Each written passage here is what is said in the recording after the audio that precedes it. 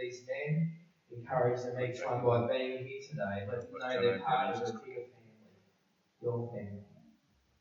And you love them and we love them. And we encourage them today in all that they're going through in Jesus' name. Amen.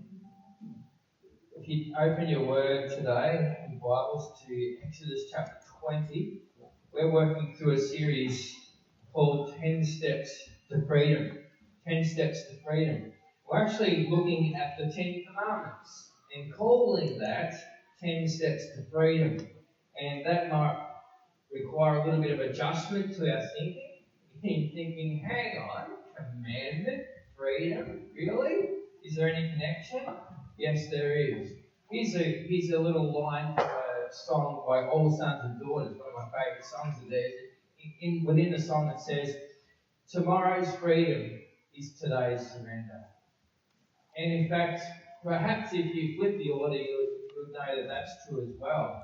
If you're going after freedom today, you end up in bondage tomorrow. It's often in life the things that look difficult in the moment, like exercise, like dieting, keeping a healthy lifestyle. These things that in the moment don't have to be all that exciting. Actually, we afterwards are glad we did them. I can't think of a morning yet where at 6 o'clock when I was heading off to the gym, I was excited about it. But an hour later, as I'm driving home, I'm always thankful. I'm always glad. I'm always satisfied that I've done it. It's afterwards, it's after the event that I actually feel the benefit of doing it. If you're going to adopt this wisdom, though, you'll have to take a long-range view of life. It's often in scriptures, it's honest enough to say that in the moment, if you're going to follow God's way, you'll feel lousy. And throughout the Psalms, the Bible songbook, we see that come up time and time again, where the psalmist is going, I'm following your way, Lord. But it doesn't feel very nice. In fact, it looks like for those who are evil, for those who haven't even taken thought of you, that life's working out better for them than it is for me. Psalm 70 is one such example. We haven't got time to look at it right now. You can write it down and look at it in your own time. But it's a guy saying, my life is lousy. My life is ordinary. But then halfway through there's this switch and he says, I went into the sanctuary and I had a perspective change. And I realised that in the end my life is great. And the person that I'm ending on this day has a shallow life. Tomorrow's freedom is today's surrender. In the past few weeks we've been looking about Commandment 1, have no other gods before me, how monotheism reduced the complexity of the life of those early followers. That is, there's only one God. Don't think you have to be like the Egyptian who have hundreds and hundreds and hundreds of God options that they have to appease. No, there's one God that he speaks to about everything that's going on in your life. Commandment number 2 is have no idols. And that's a protection from a wasted life because there's a tendency to fill our lives with empty things. And this commandment protects us from that. It protects us from getting to the end and think, what a waste of life. I've filled it up with things that don't really matter. Commandment 3, Donovan shared with us last week. It's not all about you. It's not about your name. And he shared with us how Jesus upheld the perfect character of God, upheld God's great name in everything he did. And then everything that was true of Jesus, when I accept him by faith, is now true of me. And I can walk in the freedom of that. Command 4 today is about rest. And it's not a stretch to say if we miss the first few, we'll certainly miss this. Because we're probably making work an idol. We're probably trying to find meaning in work that's not designed to find our value and identity in. Because through achievement, in the world's eyes, you can get a great name. But it's not God's pathway towards purpose and freedom and liberty. Step 4, keep the Sabbath day holy. We're going to talk today about why rest matters. God apparently has an interest in the sleeping patterns of his people. Did you know that? He wants us to guard our energy levels. And right off the bat, this tells us something about the character of God, doesn't it?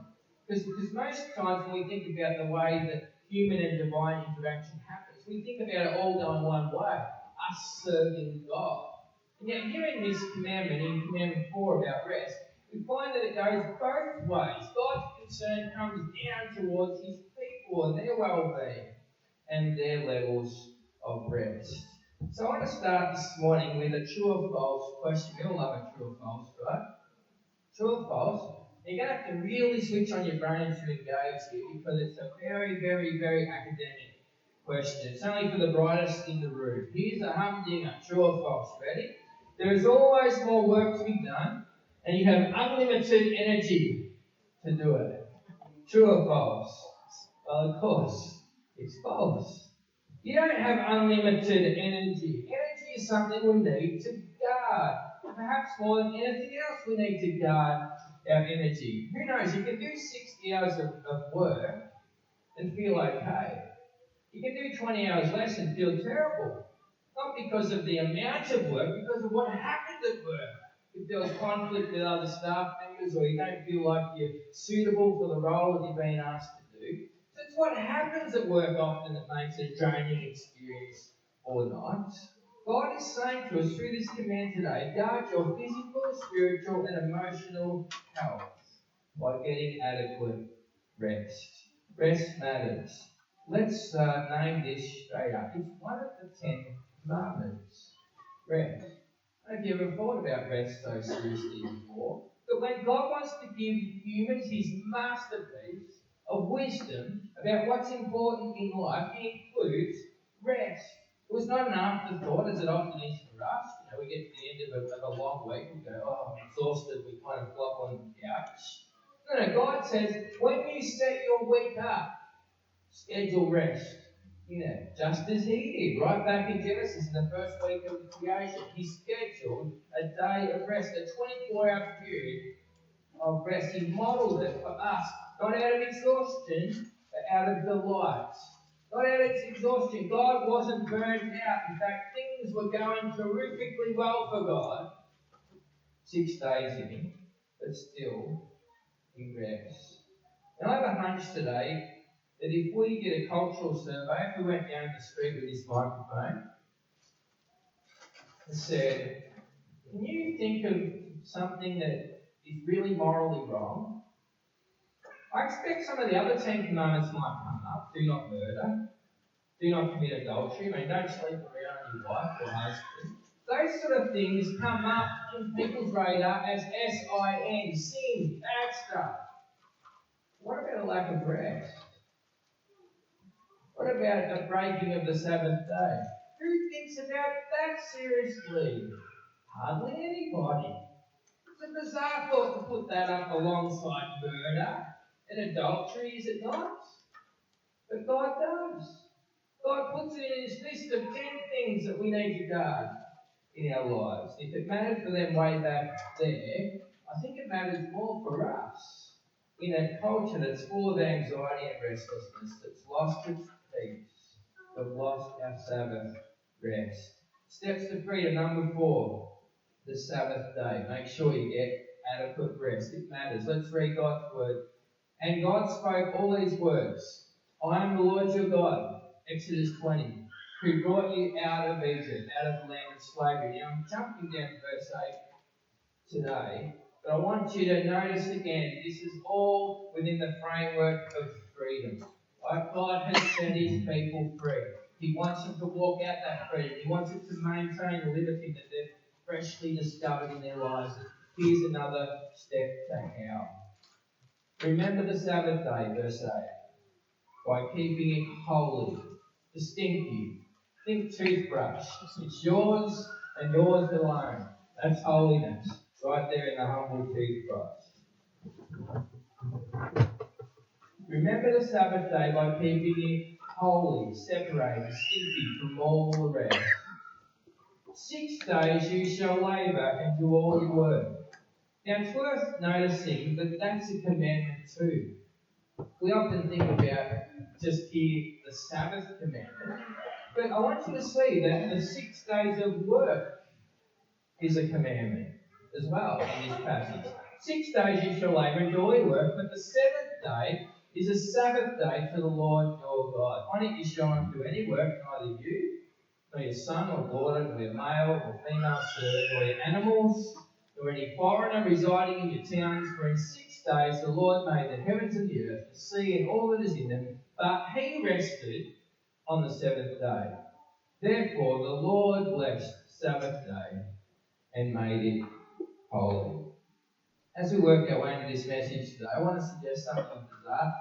I'm saying we need to race through these first couple of points to get to the other side here. And there's a reason for that. You go, Jono, there you go, being cast driven again. Probably. But I've spoken about this Sabbath principle a few times over the last 3 years. And so those of you who've been around here for a while, this is like repetition. This is like I could hand you, because you know this stuff backwards, right? You've already nailed it all. And I respect that in you. I know you're so good at application that you've got all this sorted in your life. So we're going to just recap real quick. I did post a message on Facebook a couple of days ago about my last message on this Sabbath principle. So if you've forgotten some of it, you can go back and look. It's there just this past week up on our Facebook page. But we're reviewing here a couple of quick points before I get to a real challenge that's contained in our passage today. Work is a key part of God's creative order. You might say, John, why are you talking about work? I thought we were talking about rest today. We can't divorce the two. Rest only makes sense in the context of work. We need to first develop a healthy theology of work. What's a healthy theology of work? That it's good, that it's godly, that it's healthy, that it's God's design for each and every one of us. Never ever is work in Scripture positioned in a negative light. Now, some unaware of the Genesis worldview can slip into a modern one. What's a modern worldview of work? It's terrible. You try and run a mile from it every opportunity. You dread Monday coming around because it means the weekend's over. This is not a biblical worldview of work. Let this be news if it needs to be. God's intention has always been for the human race to work. Always. It's not Genesis 3 onwards. You can't blame this one on Adam. It was there in Genesis 2, 3 and 4. Work was part of the plan. God intended for his people to be workers. And if you've got this idea that it's Adam's fault and it's part of the curse, if he never messed up, I wouldn't have to go and work, well, then you've got it wrong. Let me point you towards shock horror. Look at the screen, Genesis chapter 2. This is before sin has entered the world and everything's gone wrong. The Lord took the man and put him in the Garden of Eden to, here's this word, work it. Work it and take care of it. God's design has always been for us to work. It's part of God's best intention for life. It's not part of the curse. Now, of course, after the fall, thistles and thorns, etc., came into the picture. So Adam now had to work by the sweat of his brow. So yes, work now became more difficult, but work in and of itself has always only ever been good. We need to get our thinking straight on that. And this means we need to reject the cultural mantra that talks about a work-life balance. Because what's that sentence doing? We spoke about this last year, so here's the message we're reviewing from last time. By saying work-life balance, we're putting work and life as opposites in that sentence. But you know, work is not the opposite of life. The opposite of life is death. Life and death are opposites. Work and life aren't opposites. Work belongs in life. Work is part of a healthy life. Work is part of a godly life. We need to get our thinking straight. We need to adopt a new perspective today. And here it is. We don't need a work-life balance. We need a work-rest balance. There's a difference. I hope you're picking up on the nuance there. We don't need a work-life balance. We need a work-rest balance, because work is not the opposite of life. Death is the opposite of life. Now, as we take another look at verse 9, we need to see again that it says for 6 days we're supposed to be productive. We're supposed to be working. We're supposed to be involved in toil. And so we're not supposed to divorce work from life. They belong together. A godly life involves work. In fact, most of the time, 6 out of 7 days, God says you're supposed to be about this thing we call work.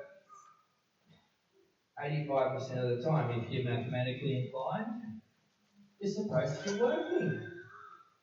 God's will for our lives is to work. As we think about the contrary, the Bible has plenty to say about laziness, about people who are unwilling to work. Unwilling is different to unable. We'll get to that in a moment. But work is good, work is godly. And Israel needed to understand that. God said, go hard for 6 days, be workers, and separate one day for me. So just as work is part of God's creative order, rest is part of God's creative order. But I probably didn't need to emphasise that to you this morning to the same degree I needed to prove to you work-wise. Because we kind of get rest. We understand that this Sabbath breaking is a big deal to God. So work hard most of the time, but don't attach your identity to work. Don't say that's who I am based on my work. I either have value or not. Make sure you detach at least for a day each week, a 24-hour period. Work hard for 6, rest well for 1. And do your utmost to not let those just bleed together, where rest actually comes into your working day and where work comes into your rest day. Don't let them bleed together. Keep a separation. Keep a detachment from your work responsibilities, God is saying. There's all sorts of Sabbath tips I can give you that I've found helpful over the years as I've adopted this practice. For me, as someone who's very driven to work, I find that I can't just stop and lay on the couch for the day and think that I'll rest. My mind's still going. So I've got to actually, rather than just switch off to work, I've got to switch on to rest. And there's a difference. It's still an active pursuit. I'm still doing something that's positioning me to rest well from that particular day. I've heard Rick Warren offer this insight into Sabbath thinking. He says, if your job is active, if your job is physically demanding, then your rest is best to be inactive. Your rest is, then in that case, is going to be essentially lying down having a snooze. But he also adds, if your job is physically inactive, in other words, if you're looking at a computer screen most of the day or you're stuck in meetings, then you need to burn off energy as part of your Sabbath. You need to physically engage in some activity because it's actually a renewal of the normal order of things for you. Eugene Peterson simply talks about Sabbath as more time to pray, more time to play. I like that. It's easy to remember. It stuck with me. More time to pray, more time to play. I listened to Eugene yesterday in an interview. He says, God watches you for 6 days. It's all that you do. How about you watch him for a day? More time to seek the Lord. More time to play. Sabbath is not coming up getting through your list of jobs to do. That's not Sabbath. It's not a catch-up day of everything. It's an overflow of what you missed throughout the week. Sabbath is about delight. Sabbath is about doing things that bring you joy. It's not a have-to day, it's a get-to day. Jake Meader quotes this, Sabbath gives us opportunities to take up alternative practices that puts us at odds with the default story of our world. I particularly like this line. It's an opportunity to be indifferent to the demands of the marketplace and be reminded that God has put good things in our world around us for us to enjoy, and we can trust Him to provide for us. I hope by this point in the message you're saying, but Jono, what about the medical staff who work on Sundays to keep hospitals open? What about the seniors who don't have a job anymore? What about those who are unable to work, who have a physical condition or mental condition and can't hold down a job? What about parents with 3 children under 5? I mean, who's giving them 24 hours off? They're like, bring it on. But who's going to look after the kids? So, are there exceptions to the rule? Of course there are. But in every case, I would push back on those things and say, but what have you done? What have you done to practice Sabbath? To the medical worker? Did you make it clear in your job interview that Sunday morning is a priority for you to be at church? Because workplaces would respect that to some extent. What about the seniors who don't have to work anymore? Who don't have families to provide for? Well, God anticipates we'll still be workers. We'll still be productive. I've yet to find the word retirement in the Bible. I've been looking for it as each year goes by, but I haven't found it yet. What about people that are unable to work? Well, can they do something? Can they do anything to make a contribution? What about the parents with children under 5 years old who won't give them time to scratch themselves? Well, can they tag team? Can one parent take them for a couple of hours in the morning and give the other parent some space? Can they then switch in the afternoon and swap roles? Can they give each other a break? Are there exceptions to the rule? Yes, of course they are. Of course there's exceptions to the rules. It's possible to be so anal about the letter of the law here that we miss the freedom in it. We're not supposed to miss the freedom. This is about liberty. It's not a thing that we get ourselves tangled up in. I recently heard an interview of Larry Osborne, who's one of my leadership mentors, and he was asked about the Sabbath, and Larry's this kind of cruisy personality guy that doesn't have a regimented schedule. And they're asking him, how do you practice the Sabbath? And he goes, well, I'm not really into that tight, 24-hour practice thing, but I just get rest in there somewhere along the line, and it's okay. I'm healthy. They're like, oh, that's interesting. And Larry went on to clarify. He said, I'm into fruit, not watering schedules. And I really liked that clarification. I'm into fruit, not watering schedules, Larry said. So I'm not so worried about the particular order of things if the outcome is there. And if in your life you feel well rested, keep doing it. Keep doing it. Whatever you're doing is working. Think of Sabbath as a principle, not a rule. Think of Sabbath as a principle, not a rule. Can I suggest Jesus did this? That's why he kept bumping into the legalists all the time, because he understood that Sabbath rest is an invitation into the presence of God. It's not a limiting thing. It's a freedom thing. And Jesus understood that. So therefore, there were certain activities that he engaged in on the Sabbath day. And we're going to talk about this in our home groups this week. He engaged in certain things on the Sabbath day provocatively to get people to think and to show them that this isn't a limiting thing. This isn't a thing to strangle the life out of you. It's supposed to be life-giving. I like what Dale Stevenson says. Blessings flow when we show up full. Blessings flow when we show up full. God doesn't want us dragging our feet into work every Monday morning with some half-baked version of ourselves, exhausted before the week begins. He wants us to practice rest as part of our schedule. But bearing in mind we've touched on this 3 years running now, and I know that most of you, especially if you've been around for those 3 years, you've got all this stuff nailed a long time ago. Now, this step 4 here to freedom has 2 parts though. So there's a kick in here. So we're switching focus just for a moment away from you and away from your own personal well-being. And we're zooming in on what this commandment actually goes on to say in verse 10. Because this step has step A and step B here. It's not only about you. I hope you see that. Yes, you should not work on the Sabbath, but notice in verse 10, neither you nor your son or daughter or male or female servant or animals or any foreigner residing in your town. So here's a level up for everyone in the room who's got Sabbath sorted personally. Don't be a Sabbath breaker. Be a Sabbath maker.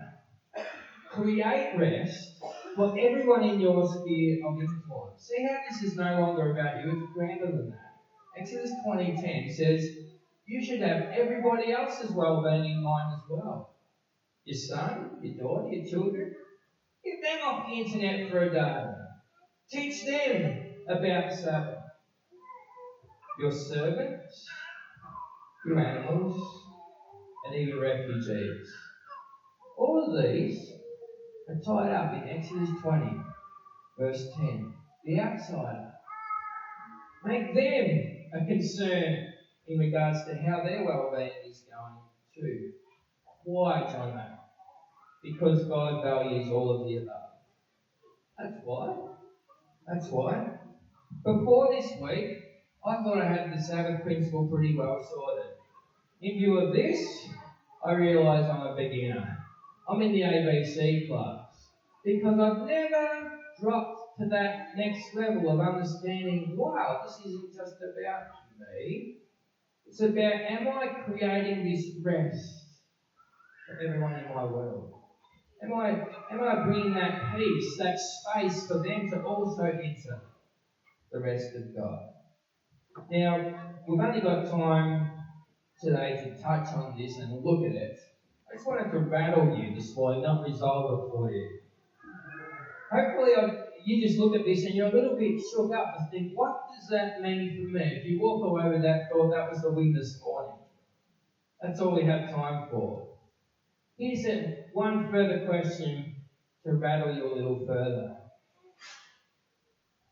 as it relates to this principle. If you're holidaying in Thailand and the person painting your nails or the person massaging your shoulders are doing it for $1 a day, and in order for them to live life, they've got to do that for 7 days a week. Is that moral? In view of this fourth step here, is that right? Should we participate in that? Say, well, what do you expect, Jono? What could I do? I don't know. Maybe ask them, how much would it take for me to pay you a full day's wage so that you could take tomorrow off? Is that for a radical idea? You need to work out what it means for you. Be a Sabbath creator. Be a person that not only doesn't dishonour the Sabbath, but thinks about how others in your world are also going with this. Make rest them too. I'm rattled enough by this. Enough of that, hey? We'll all go away with guilt. But let the Word of God get down into your spirit. And sometimes it's supposed to cause a bit of angst, a bit of conviction, a bit of, oh, maybe I need to adjust something here. Do it. Do it. Let the Holy Spirit trouble you to that point where you're willing to make change. I'm bringing it back to you now to close. We have a fear of stopping. We have a fear of silence. We have a fear of Sabbath, actually. And it's why we're not very good at it. Can I unpack this just for a moment? If I stop, what will happen? I'll have to deal with silence. I'll have to deal with the quietness. And if I get still for long enough, what would happen then? I would have to face my thoughts. And if I face those deep thoughts, then I become aware of stuff in my life that's painful. And my busyness has tried to bury it, and I don't really want to stop and reason with all that stuff because it makes me feel awful. So we keep running, but it's a never-ending rat race. God says today, that's the point. I'm trying to get you to stop long enough so I can minister deeply into your life. There's this book by Roy Hession called The Calvary Road. It's as old as the hills. But in that book, he reminds us that the Holy Spirit comes like a dove. The dove is one of the most peaceful animals you'd ever think of. It will only land on something that looks non-threatening, that looks safe, that looks secure. Does your life look safe for the dove to land on today? Have you quietened your life down enough that the Holy Spirit can come and minister? Or are you so busy running around and keeping up that he just can't ever get to you? You don't stand still long enough for the dove to land and do the deep work he wants to do. Every week we say we've got people up here willing to pray for you. We've got people through the week willing to pray for you as well. Go to those deep places and find the healing that you need in your life. We all need it. God's invitation to us today is stop. Stop long enough for the dove to land and minister deeply into your spirit. As Alicia comes this morning, I want to finish by saying our approach to work and rest reveals the depths to which we've actually accepted the gospel. Because on the cross, on that thing there, Jesus came and said, "It is finished." It is finished. The degree to which I actually understand that and appropriate that and make that claim mine, there's nothing I can do to make myself more acceptable to God. His arms are already around me.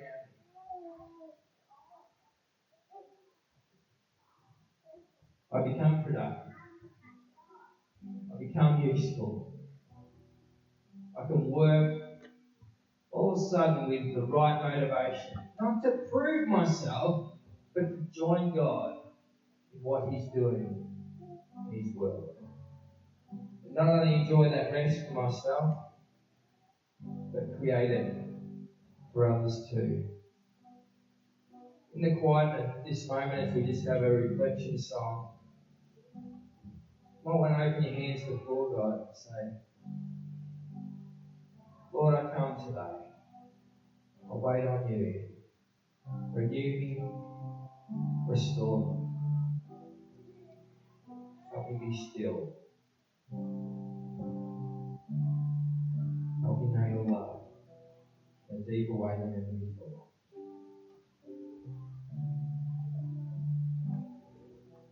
At the cross, we have nobody to impress and nothing to prove. It is finished.